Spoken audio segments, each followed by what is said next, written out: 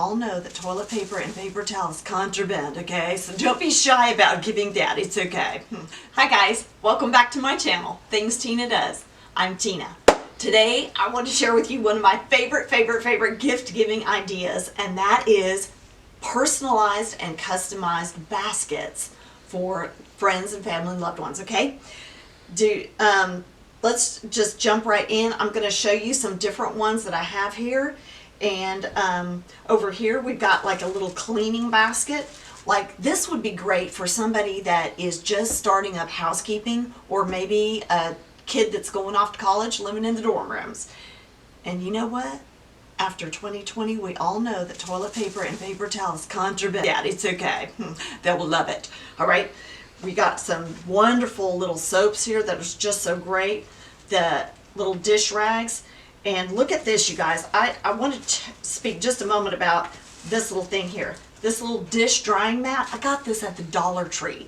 Okay, they're not huge, but they're big enough to fit under a drainer for your dishes or whatever. All these nice little things, and you can put together in a basket and then wrap it in cellophane. I'm going to show you how to do that in a minute.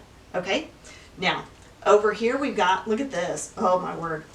This is one of my favorite things to do for somebody, a friend, that maybe I don't know too much about their likes and dislikes as far as cuisine and how they do their household, but this is usually a good idea. We've got some pastas here, and what I like to do when I'm making a basket like this is I like to put everything in the basket that really makes the meal.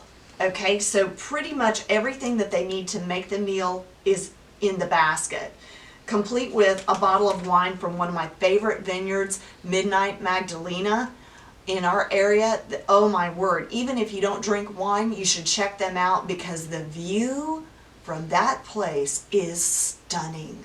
I'm telling you, it will feed your soul. You ought to check them out, Midnight Magdalena. All right, also we've got some Kalamata olive and some wonderful basil pesto. Now, I like to include something like that, like a new little utensil for them. It's just kind of like a bonus gift. Plus, that helps them when they're putting the meal together. All right, they've got their pasta, their utensil, their pesto, their olive oil, Kalamata olive to go on it, and you've got a wonderful vegetarian dish also. So if you know people that are vegetarian or they don't use meat in their dishes, there you go. You got it right there. And even including a bottle of wine. If they do not drink any kind of alcohol at all, but you still want to give a nice gift, no problem. Pick up a little bottle of sparkling cider or something like that and include that in the basket. Or just to substitute that for the wine, there you go. And it's all right there. A nice lovely meal for that family, all in one basket. That's really neat, right? I love that idea. All right. The next thing I want to tell you about is, this is so fun, you guys. Oh my word. A lot of us have like secret pal kind of situations at work or whatever, or perhaps a teacher of one of your children at school or something you need a little gift for. What their little favorite thing is, like a favorite treat or something like that, then you can make up a little $5 basket, and it's so cute and ready to go just like that. I'm going to show you now how I built that. Okay, so we're going to take these items out and I'm going to build it for you from scratch. Okay, now a lot of times when you're making a basket, as you can see with this one here, a lot of times the basket will be deeper than the items that you're wanting to put in it. And I'll reference this one like this. You see how that the bottle is taller, but not really tall enough to give that aesthetic appeal that you would like, right? Because it would be better if it were about there. So, guess what we all usually have on hand? Plastic bags from the grocery store. And before you send them to the recycling station, you can make some good use out of them in other ways. And one of mine is like this. Put however many you need, 1, 2, like in this case I have several. Put those in the bottom, and then start building your basket. If you still feel like you need some more bulk in the bottom, you can use like leftover tissue, maybe out of a gift bag that someone gave you, and you don't want to, the tissue's not destroyed, but you don't really want to use it for another gift. This is a wonderful idea to use that tissue and use it up, and it becomes functional once again. All right, so now we're gonna build in the rest of our little items here. How's that look? Pretty good, right? I think we've got enough height there. All right, now I'm going to show you how to wrap this in the cellophane, because that can get tricky. And if you haven't done it a lot, I know when I first started wrapping baskets, oh my goodness sakes, I felt like I needed 5 extra arms just to wrangle that cellophane around that basket and get it tied. So I'm going to show you how to do that. So I want to show you just very quickly how to gauge how much cellophane you need for wrapping the basket. I have done this so many times, and many times I cut my cellophane too short and had to start over again, which is a big waste of your cellophane and your money, and it's very frustrating. So I finally learned how to do this in a way that I cut the cellophane to size better to fit. Okay, so you want a nice flat surface like I have here. Set your basket down on the cellophane, and then pull that edge of the cellophane up to where you can see where it's going to be. You're going to tie that right about here, and you need enough of the cellophane up above to give you a nice little flute, and also to have enough to take up the amount that's you're going to lose when it's gathered. Okay, so when it's gathered, you're going to lose some of that cellophane, so it'll wind up being about that high. Okay, so then on the other side, you just pull that cellophane up, match your edge to there, and then we're going to cut right across that line.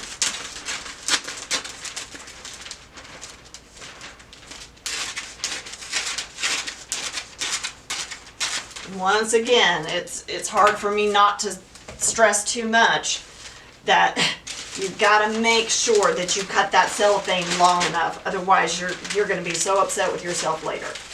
Okay, now, you know how I love to save all kinds of stuff. Okay, so my mother gave me a gift in this beautiful cellophane here. And it was so pretty. She even chastised me for saving it, which is funny because she's a saver, borderline hoarder herself. So anyway, I saved it. Okay, so this pretty little piece of cellophane goes so well with the basket. Woo! And there she goes.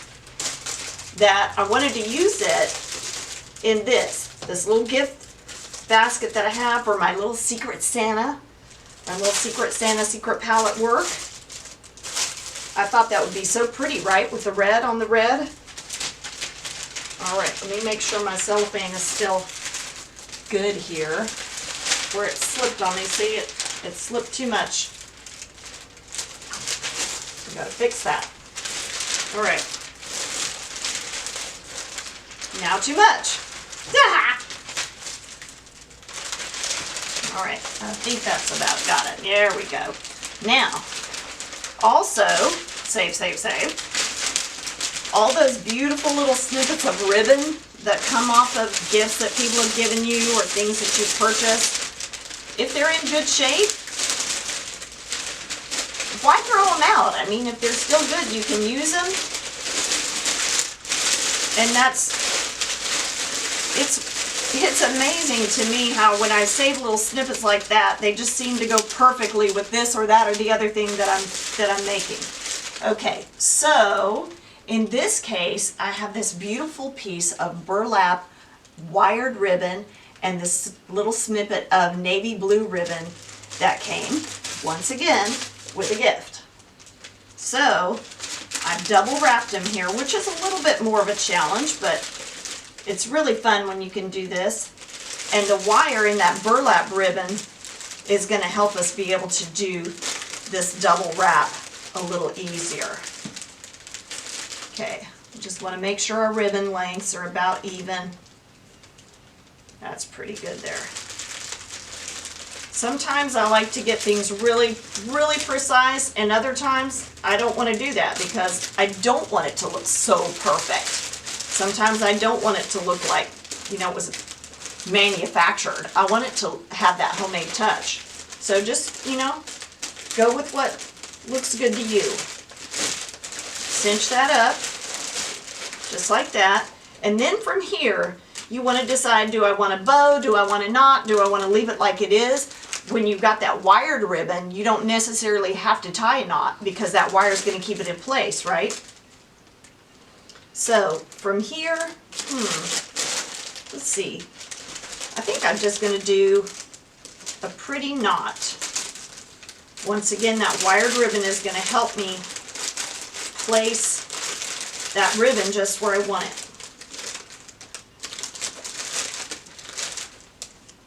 So I have that pretty navy blue on the top. How's that? Pretty, right? Now, these are a little bit long for the basket. So I'm going to come in and just trim a little bit. You can do it however you want. I'm just going to do it on a very simple angle this time. And this one, let me come up here and do that one. There we go. And just let them fall naturally. You can move that wire around a little bit to where you want it, however you like it. And there we go.